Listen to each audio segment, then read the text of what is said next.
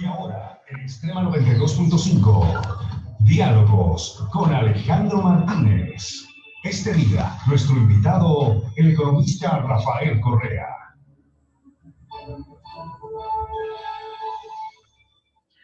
¿Qué tal? Muy buenas tardes desde Ambato, Ecuador, para todo el mundo. Les damos la cordial bienvenida a esta entrega, la primera entrega de Diálogos con Alejandro Martínez a través de Extrema 92.5, transmitiendo desde sus estudios en Ambato, en la provincia de Tungurahua, y obviamente para el mundo. Ya les vamos a ir comentando cómo y a través de qué plataformas nomás. Vamos a inaugurar este espacio específicamente diseñado para dialogar con cada uno de los personajes directos o indirectos del panorama electoral que se vive ya previo a los comicios del próximo 7 de febrero de 2021. En esta inauguración, en esta primera entrega, lo estamos haciendo junto al economista Rafael Correa, expresidente de la República del Ecuador. Él actualmente vive en Bélgica con su familia desde el año 2017 en que entregó el mandato. Economista, qué gusto nuevamente saludarle desde Ambato, decía yo, y bueno, primero desearle éxitos en este 2021. ¿Cómo recibió el nuevo año? Igualmente, qué alegría poder tener esta entrevista, saludar a Ambato, a Tungurahua. Recibí muy bien el año, gracias a Dios, con mis dos de los tres hijos. Navidad lo recibí con los tres, pero luego la mayor, ya así es la vida, ¿no? Tuve que ir a pasar a la casa de los padres del novio. Me comentaba que usted cocinó. Y me salió muy rico. Y bueno, pasamos una unión de mi familia con mi cuñada y muy lindo. Quiero decirte que ahorita estoy en México, llegué ayer, me quedo hasta el medio de febrero.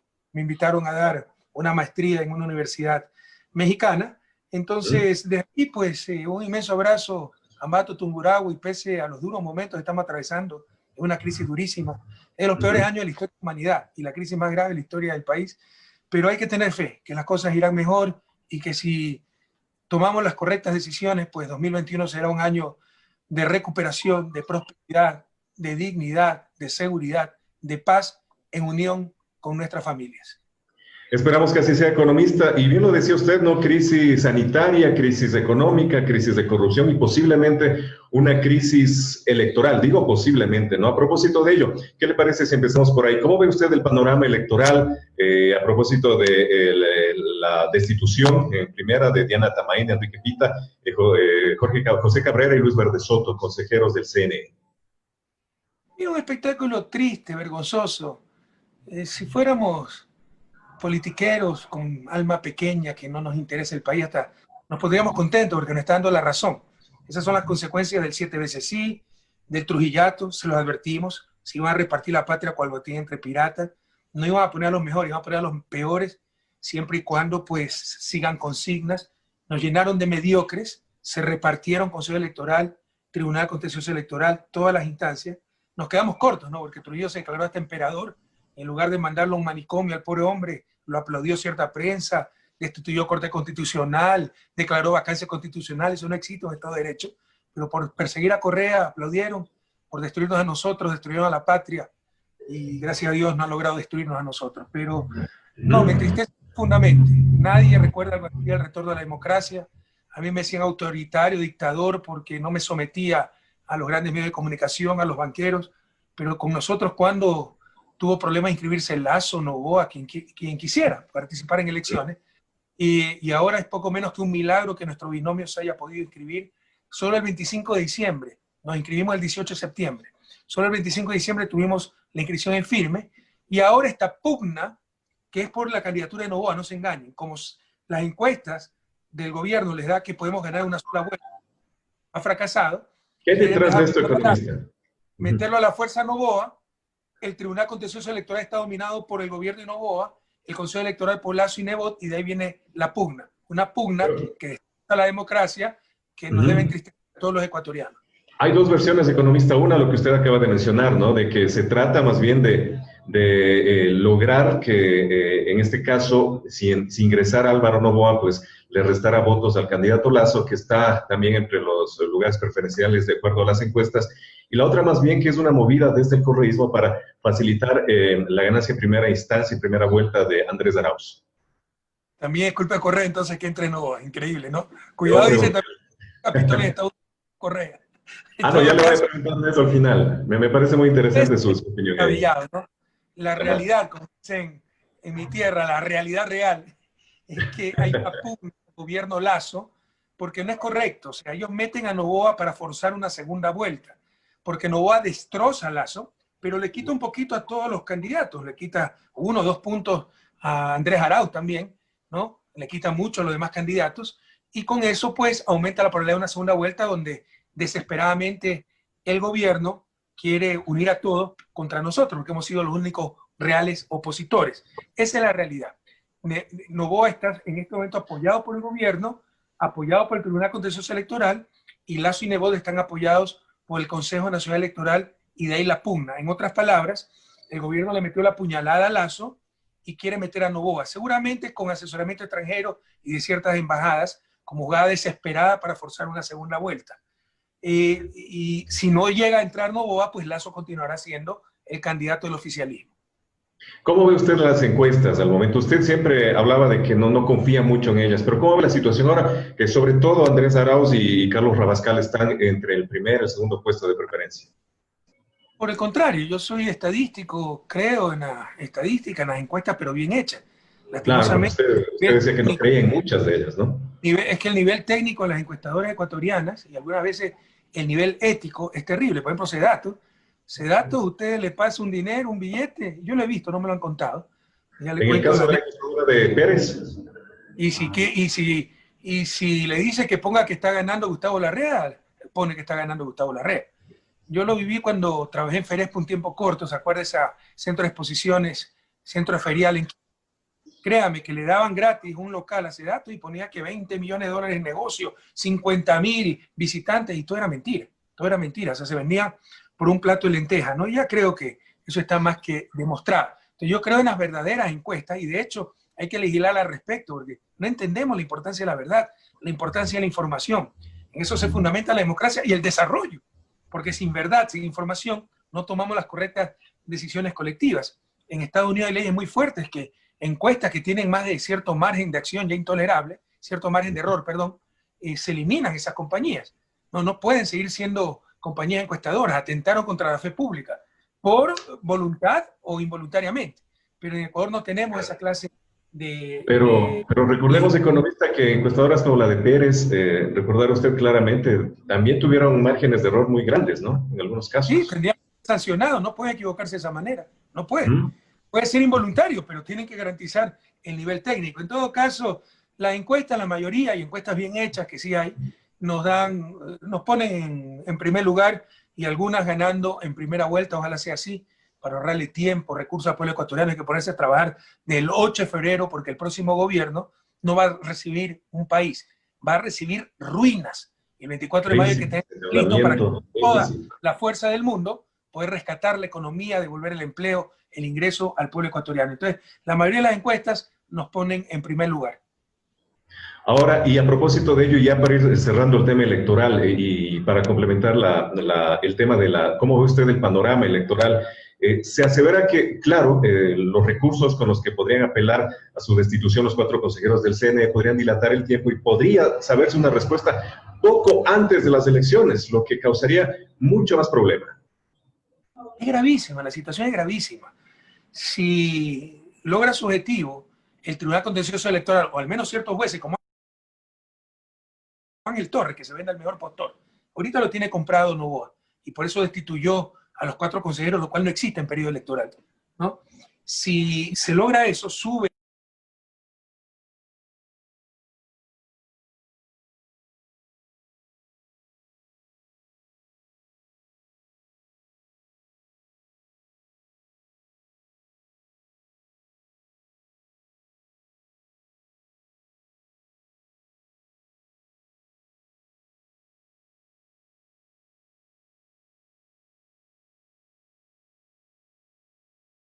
consejeros puestos por María Paula Romo, que va a estar alineada al gobierno, van a estar alineados al gobierno, permiten la entrada de Noboa. ¿Pero qué consecuencia tiene esto? Que entra o no entra, para nosotros es indiferente. Pero si entra tan tarde, se tendrán que posponer las elecciones. Y eso es causal de nulidad, clarísimo en la ley. Entonces, ¿qué pasa? Si se realizan las elecciones, que además puede ser que el cambio en mando no sea el 24 de mayo, con lo cual se destroza el Estado de Derecho, pero suponiendo que nosotros ganemos esas elecciones, el perdedor, si es Lasso, va a decir que son nulas, porque se cambió la fecha, y va a tener razón. entonces se va a desatar un galimatías jurídico terrible, que puede ser el último clavo al ataúd en el que quieren poner a la patria, porque han destrozado al país. Entonces la situación es extremadamente grave. La prensa debe decir la verdad, debe ser guardiana de la verdad. Y lo que no dicen son estas sentencias ridículas que hasta un estudiante de primer año de Derecho se va a reír. Por ejemplo, textualmente le leo. El procesado Rafael Correa Delgado ejerció sus funciones como presidente constitucional de la República del Ecuador 2007-2017 con un poder total concentrado en sus manos, a manera de un autócrata. Esto es controlando las 5 funciones del Estado ecuatoriano. ¿Qué argumento jurídico es esto? Esto es pura política. Estos son los jueces que nos juzgan. Luego dice, para determinar, ¿no? Pero la prueba evacuada en la audiencia de juicio resultó incontrovertible para determinar que el procesado Rafael Correa Delgado hizo surgir sobre un grupo de personas, específicamente sobre un grupo de funcionarios públicos de entera confianza, mediante un influjo psíquico. O sea, yo soy Tony Camo, mediante un influjo psíquico,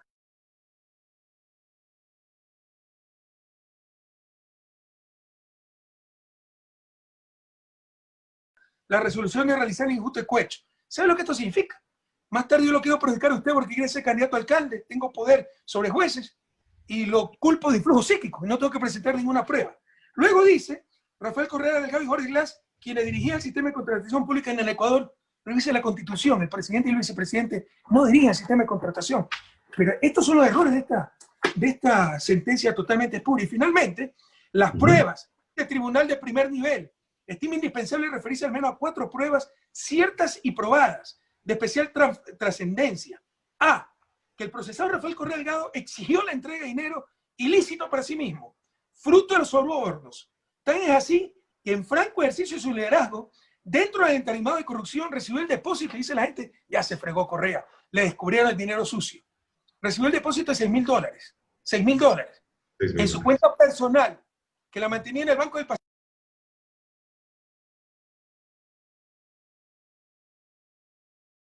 Pacífico, Banco del Estado, y fue un préstamo del propio fondo de la presidencia pagado hasta el último centavo. Estas son las payasadas que tenemos que aguantar. ¿Usted cree que esto va a resistir al juicio de la historia, el paso del tiempo? Esto se va a derrumbar más temprano que tarde, pero nunca hubiera sucedido si tuviéramos una prensa que investigue, porque contrate cualquier abogado competente honesto y le dirá que esta sentencia es una real payasada. Peor aún la plaga del ignominia, ¿no? Que son sanciones del siglo XIII, humillar a los supuestos condenados. No solo eso, refleja bastante bien la situación del país.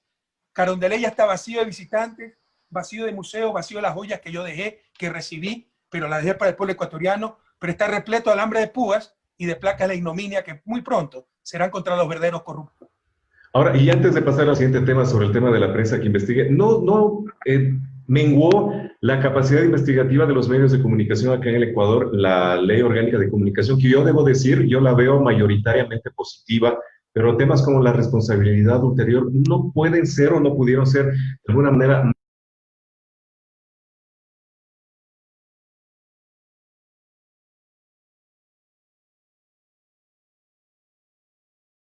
manipulados por gente que pudo haberse sentido aludida y no quería ser investigada?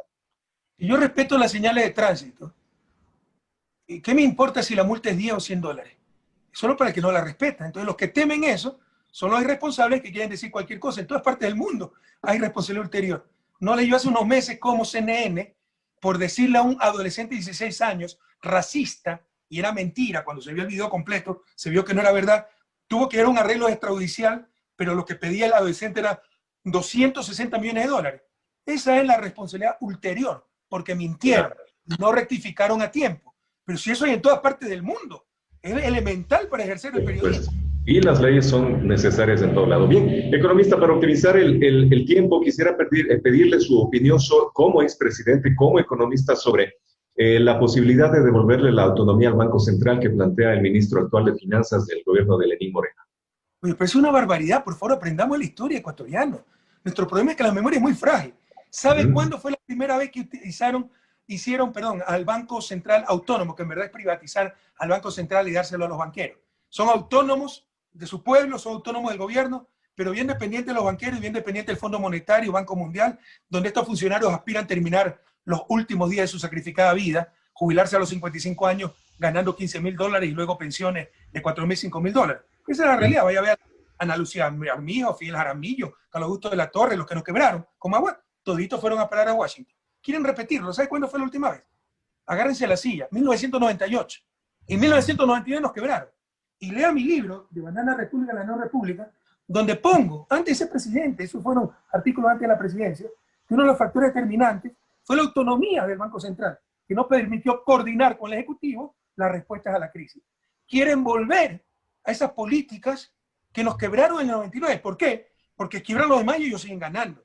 Por favor, oponerse con todo a esta barbaridad que no es otra cosa que la privatización del Banco Central. Ahora, economista, uno de los argumentos del ministro es que con ello, o sea, en caso de devolverse la autonomía al Banco Central, este ya no seguiría siendo una entidad prestamista de los gobiernos de turno. Entonces, ¿para qué se llama banco? Pues, pero está loco. ¿Sabe por qué? Por la estabilidad económica. La mayoría, 80%, son depósitos del propio Estado. Le está prestando al Estado la plata del Estado. ¿Y para qué? Para reactivar la economía, para pagar los atrasos, para dar a 1 millón de familias y recuperar la economía. Ahora esos 8.300 millones de dólares lo tiene en el Banco de Basilea, en Suiza, ganando 0.75% anual. ¿Qué sentido tiene todo esto? Ustedes creen hasta ridículo. Tenés que explicar esto hasta ridículo. No quieren que un banco preste. Y nos lo dicen los banqueros, para que solo presten los bancos privados y sometan a los gobiernos de turno. Ya no podemos caer en esos engaños. Tal vez no quería decir que no quiere que siga siendo una caja chica de los gobiernos de turno. ¿Qué caja chica? Pues lo que quieren impedir es que cuando falta dinero se saca de solo como caja fuerte para los banqueros. Es decir, la plata que se obtiene ni siquiera por ahorro, ni siquiera por vender más de lo que compramos al exterior, por deuda, 6.500 millones nos presta el Fondo Monetario al 2.9% de interés, y el mismo Banco Central que recibe esa plata la manda afuera, 8.300 millones, más de lo que nos prestaron, porque hay otros créditos también, para ganar cerca del 0% y financiar a Suiza. ¿Ustedes están de acuerdo con esa, perdónenme la expresión, estupidez? ¿Qué padre de familia se endeuda, incluso con el chulquero, con el vecino, a 6.500 dólares préstame vecino, al 2.9%, y lo que hago es enterrar en el mismo terreno del vecino 8.300 dólares mientras mis hijos se mueren de hambre? ¿Quién hace una torpeza así? Por favor, esa es economía boba. No es economía, es ideología disfrazada de ciencia, es politiquería, porque lo que quieren, en realidad, no les interesa la economía ecuatoriana, no les interesa la industria de Ambato, no les interesa el empleo de los ambateños, les interesa garantizar eufemísticamente las obligaciones externas.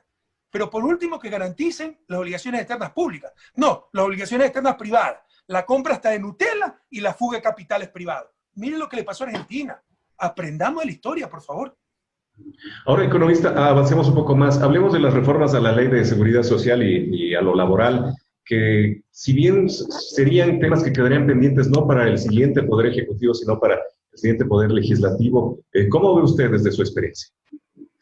Pero, ¿qué reforma? Pues quieren privatizar la seguridad social. Me parece una barbaridad. La reforma que hicieron, miren, han aprovechado, debemos tener en cuenta esto, han aprovechado la tragedia de la pandemia, la tremenda crisis económica, no para solucionarla, no para cuidar la vida de los ecuatorianos, sino para imponernos el acuerdo con el Fondo Monetario.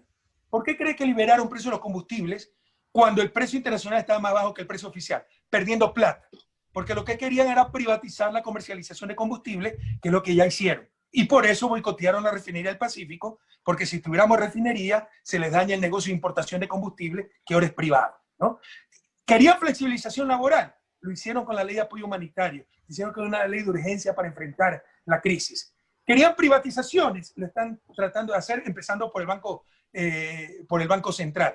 Entonces, aprovecharon la crisis para imponernos el programa del Fondo Monetario, el neoliberalismo extremo, ya superado en todas partes del mundo. También quieren privatizar el seguro social y obviamente, respondiendo a su pregunta, lo del sistema laboral, han aprovechado para volver a la explotación laboral, que el primer recurso, no el último, sea votar trabajadores y votarlos sin ninguna indemnización.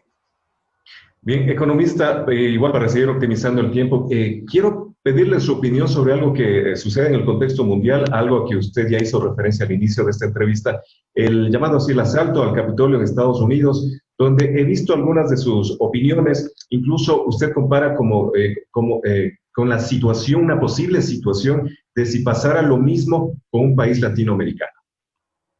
Bueno, es claro, ¿no?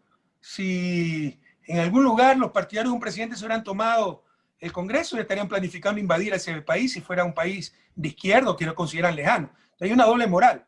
También hay una doble moral de que fueron blancos los que invadieron, y de hecho racistas, los que invadieron el Congreso, entonces prácticamente se los debe entrar. Si hubieran sido negros o latinos, imagine cuántos muertos hubieran habido. Esto es lo que siempre hace la derecha. Lo hizo Lasso en 2017 y la prensa no dijo nada. Como perdió las elecciones, se inventó un fraude con una encuestadora deshonesta como Sedato, dijo que había ganado, todas las demás decían que había perdido y casi incendian Quito. Entonces eso hace siempre. Pero el caso de Estados Unidos a mí me llena de gran pena. Estados Unidos es un país donde yo viví, estudié, lo quiero mucho, y el fundamento de ese país, la fórmula del éxito de ese país, no es el neoliberalismo, no es el capitalismo. Se han puesto a pensar que Estados Unidos empieza su vida independiente en 1776, 20, 30 años después nosotros empezamos nuestra vida independiente, ambos fuimos colonia, pero ellos son desarrollados y nosotros no. ¿Qué pasó? Bueno, una de las respuestas es que para los estadounidenses fue sagrada la rule of law, el Estado de Derecho, el respeto a la ley. Puede estar en desacuerdo con la ley, pero no la va a desobedecer. Y el amor a la verdad es realmente una obsesión por la verdad. Eso que construyó ese Estados Unidos tan exitoso, la mayor potencia de la historia de la humanidad, ha sido gravemente dañado por un irresponsable como Trump, que mintió, inventándose un fraude, y que indujo la quiebra del Estado de Derecho, porque técnicamente lo que ocurrió cuando una turba violenta interrumpe la sesión del Congreso, interrumpe la sesión del Senado donde se iba a proclamar ya Biden como presidente, eso se llama golpe de Estado, induce la ruptura del Estado de Derecho y con eso se crea una grave herida. Yo creo que va a ser superada. La fortaleza institucional de Estados Unidos es muy grande. Bien, hemos restablecido la conexión con el economista Rafael Correa. Ya en la parte final, economista, muchas gracias a usted por la paciencia. Usted sabe el tema de la conexión, a veces es complicado el tema de la tecnología. Bueno, para terminar la idea, usted, y cuando yo le preguntaba sobre estas aseveraciones, estos pronósticos del Banco Mundial, que estima que la economía del Ecuador crecerá un 3.5% en el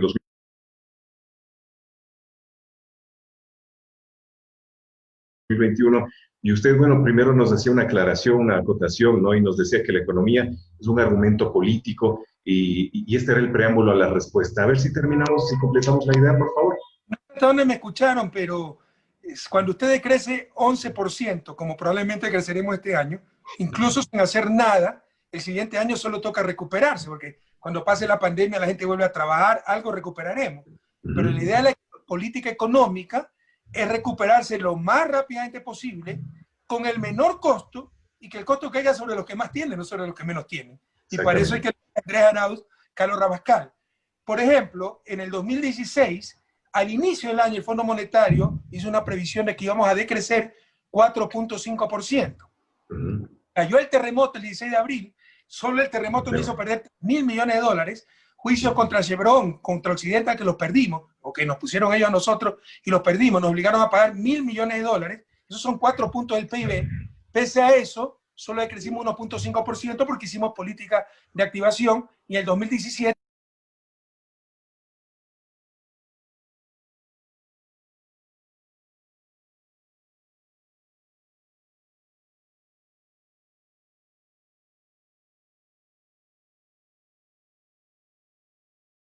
ya estaba recuperada la economía. Entonces, 3.5% es la recuperación inercial, pero queremos recuperar lo más rápidamente la economía, obtener empleo, ingresos, seguridad. Hay que hacer política activa, y eso es lo que pensamos hacer, y es el plan que se ha presentado de 8.475 millones, como Trump presentó un plan de 900.000 millones para recuperar, para reactivar la economía norteamericana. Nosotros esperamos que si nos elige el pueblo ecuatoriano con este plan, con esta gran reactivación de la economía, en 2 años habremos superado la crisis. Economista, bien, bueno, yo quiero agradecerle a usted por su tiempo. Siempre el diálogo con usted es importante, es productivo, creo yo. Los consensos y disensos son parte importante de los diálogos y siempre hay que reconocerlo aquello. Gracias a usted y obviamente, creo yo... Que me olvidé. Por Recuperarse supuesto, la crisis significa volver a los niveles precrisis de ingresos per cápita, y para ello 3.5 no es suficiente, porque recuerde que partimos de una base más baja. Esas son las trampas de la estadística, ¿no? Si yo le pago 100, le reduzco 50%, ahora gana 50.